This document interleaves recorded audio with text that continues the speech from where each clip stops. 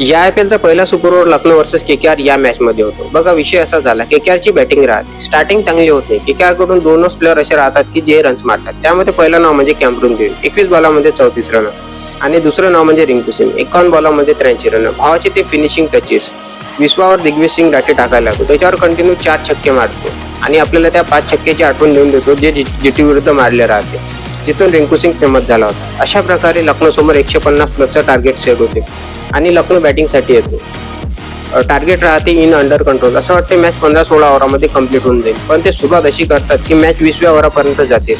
अखेरच्या बॉलामध्ये जेव्हा 7 रन पाहिजे असते तेव्हा मोहम्मद शमी छक्का मारून मॅच सुपर ओव्हरमध्ये घेऊन जातो आणि KKRची मॅच सुपर ओव्हरमध्ये गेली. तुम्हाला माहितच आहे कोण होतो बॉलिंगसाठी, तो म्हणजे सुनील नारायण आणि लखनौ पाठवतो निकोलस पुरन आणि ॲडम मार्क्रम याला.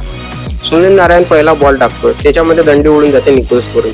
दुसऱ्या बॉलमध्ये रिषभ पंत सिंगल काढतो आणि तिसऱ्या बॉलमध्ये ॲडम मार्क्रम बॉल वर मारतो आणि बाउंड्री पर्यंत जातो आणि तिथं रिंकू सिंग आणि पॉवेलची ते जबरदस्त कॅच. आणि KKR कडून बॅटिंगसाठी येते रिंकू सिंग आणि पॉवेल. रिंकू सिंग पहिल्याच बॉलामध्ये चौका मारून मॅच आपल्या टीमला जिंकून देतो.